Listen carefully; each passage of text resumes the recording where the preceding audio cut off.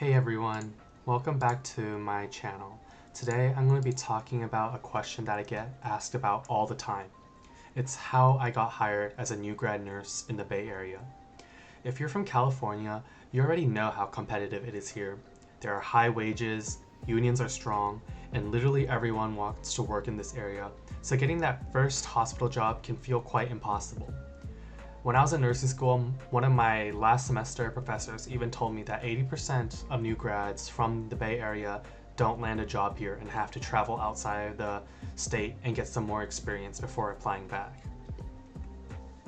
I've been through the process myself, from applying to multiple hospitals, interviewing, and finally landing an offer. So in this video, I'll walk you through exactly what I did and what actually helped me stand out.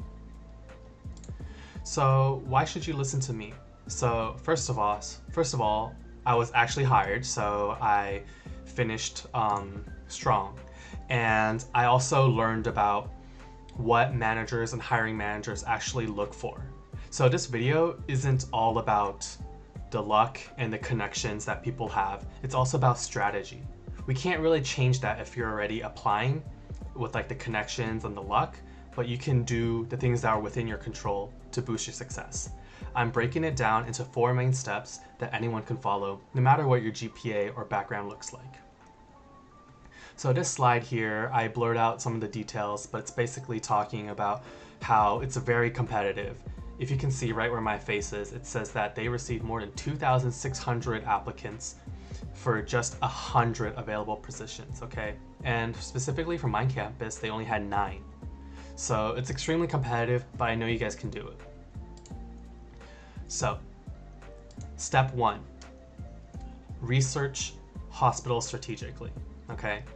I know it sounds basic, but a lot of people just skip this part and just apply randomly. They just look up the big name hospitals like the ones I put up on the title page, you know, like Stanford, Kaiser, El Camino, Sutter, and they just apply broadly and they don't really take into consideration about anything. But creating an Excel sheet can really help you stay organized, okay? So I listed out every Bay Area hospital that I was interested in, such as, you know, Kaiser, Stanford, Sutter, El Camino, basically all of them on the front page and more, okay?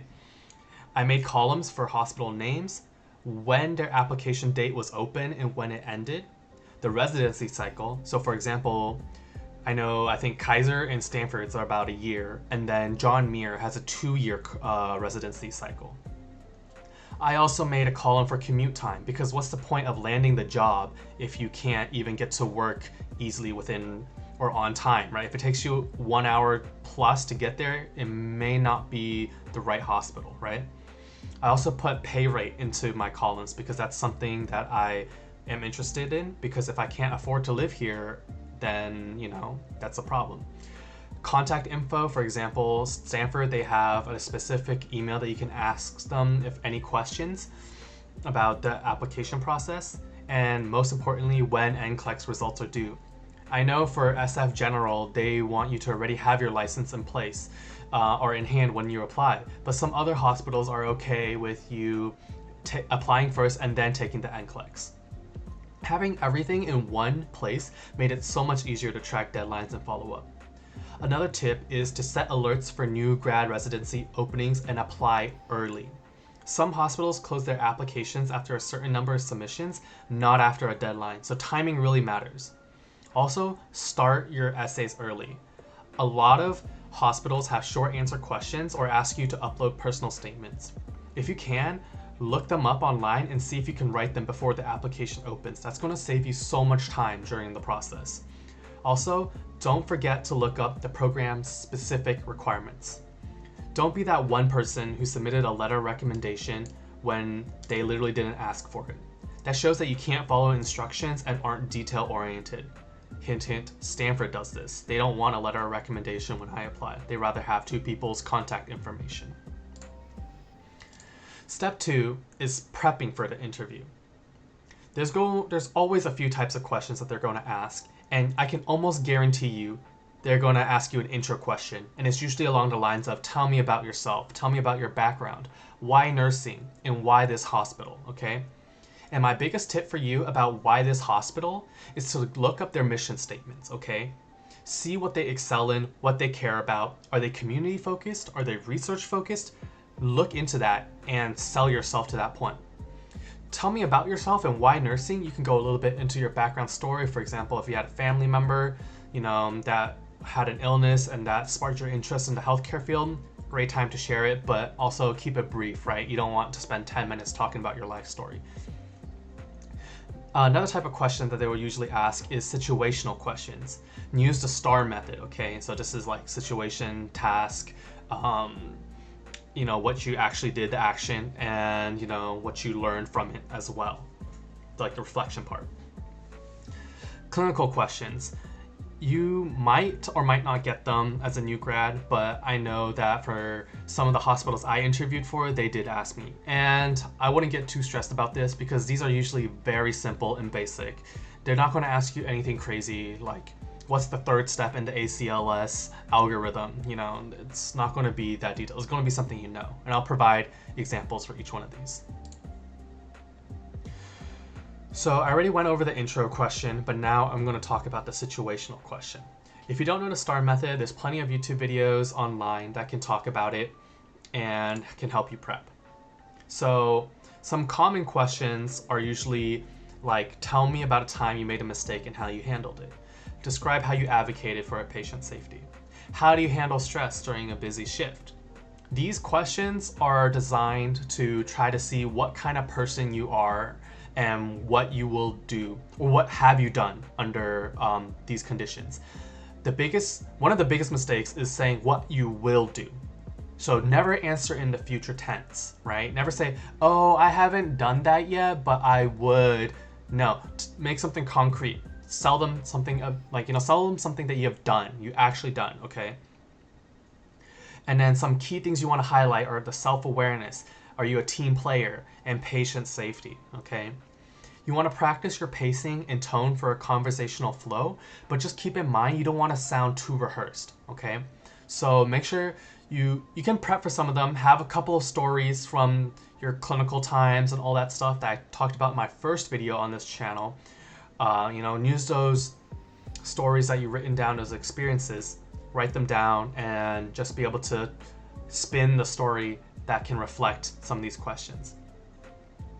So, for example, one of the questions that I practiced for was, tell me about a time when you had to deal with a complex patient that had a sudden change in condition and stuff like that, right?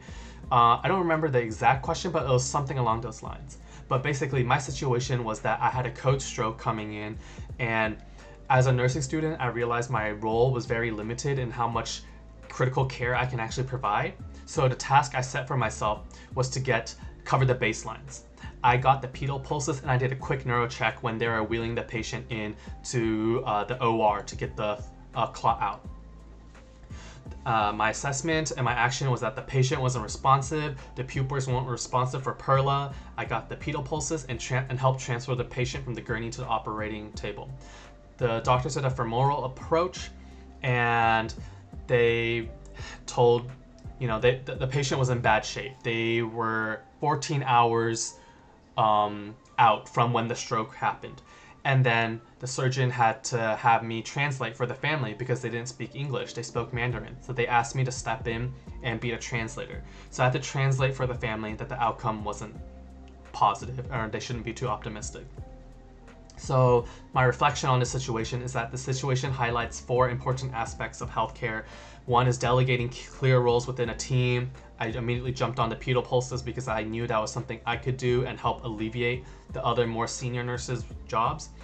And the importance of assessment before intervention. We want to get a baseline, right, of the patient's condition. And it's also showing the value of diversity in healthcare.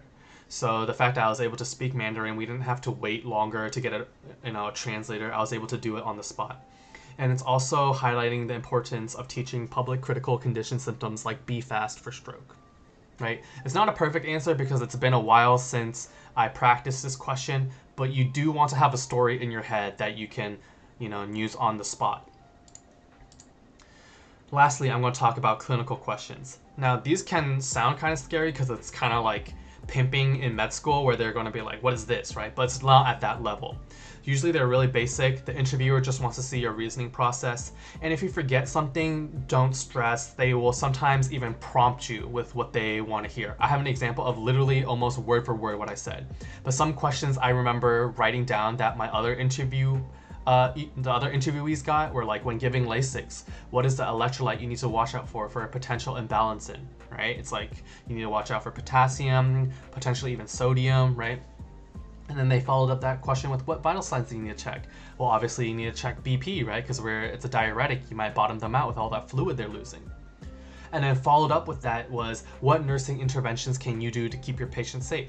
Well, one thing that immediately jumps to mind is fall risk, right? We want to keep the 2 side rails up, we want to keep the bed alarm on, because if you're, giving them something that makes them pee a lot, they can potentially, get dizzy from the hypotension.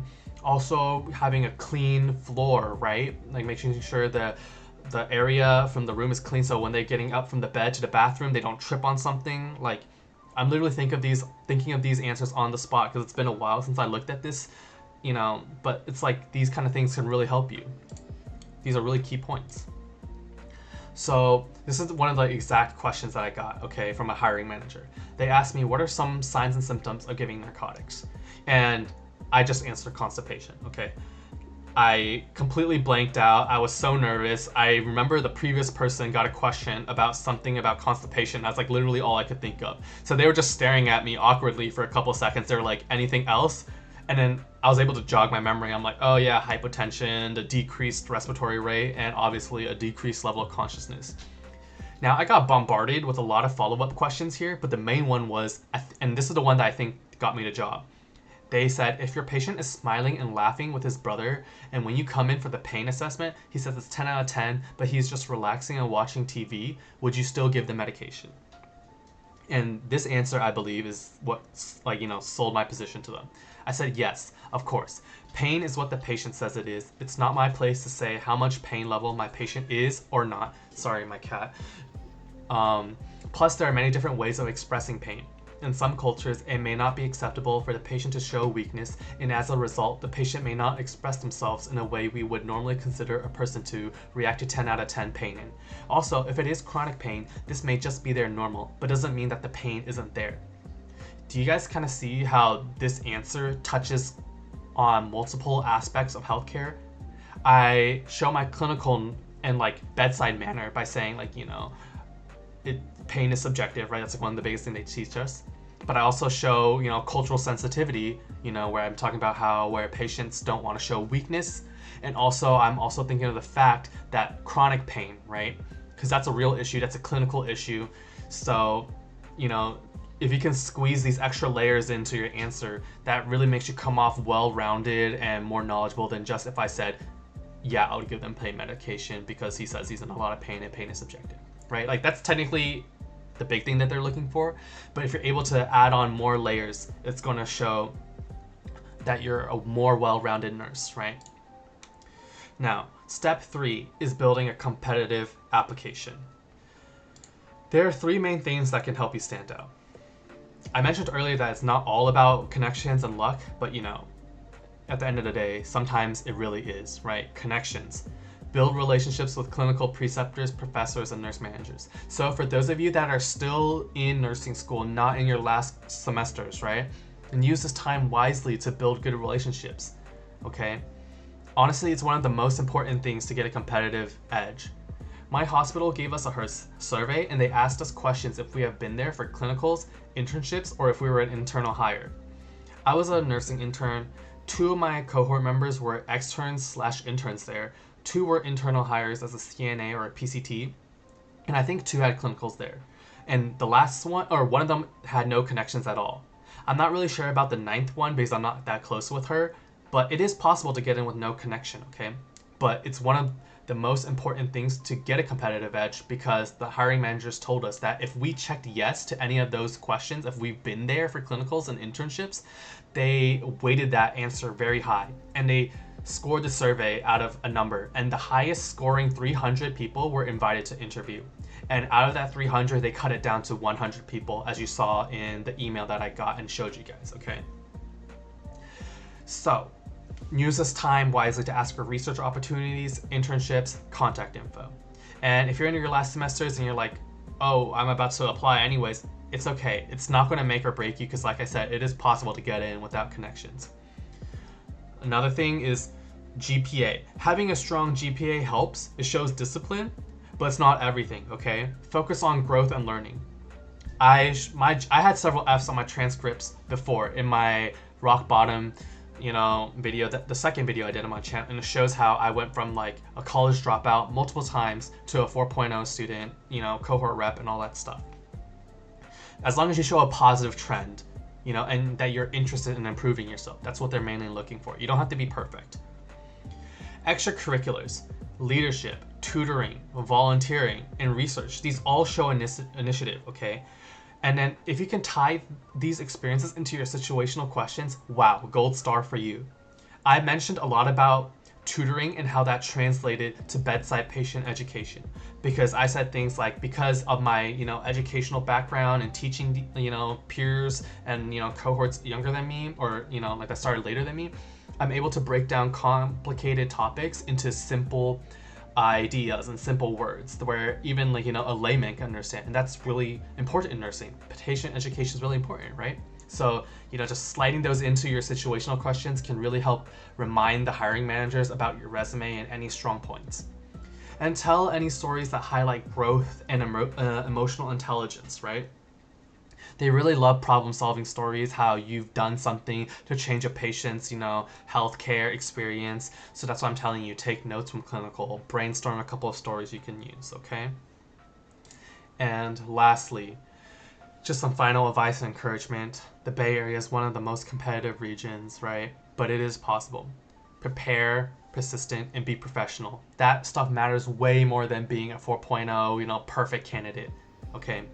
Be on time. If they ask you to be on time for an interview, be there, when they ask you to be there. Don't show up like 30 minutes or 45 minutes early if it's like on Zoom or something, right? Like, give them some grace time to prepare, but also don't be late, right? I would say a couple minutes early is okay. Eliminate distractions when interviewing. In one of my interviews, it was a group interview online, and then one person had a family member keep interrupting them on camera, and they didn't get the job. And I'm not sure if that played a big part of it, but in my opinion, I think that may have done something. It's not very professional, right? You want to eliminate distractions, like for example, my cat.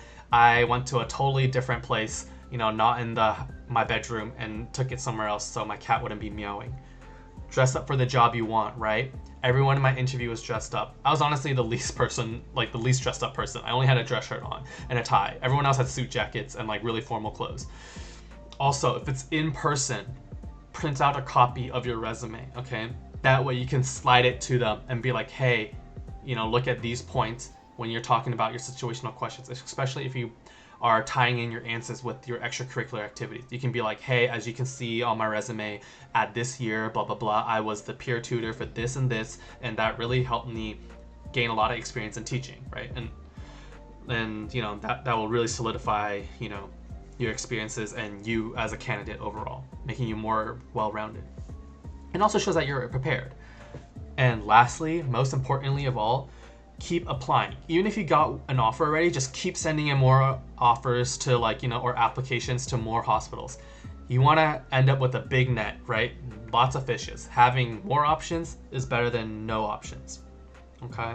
So, and if you don't get in this round, it's okay. Keep applying, keep improving, pick up a job as a CNA, get more experience in the hospital, and believing in yourself, okay? Never doubt yourself. You worked hard through nursing school. You deserve to be here. You deserve a job. So even if it's not your time this time, keep applying.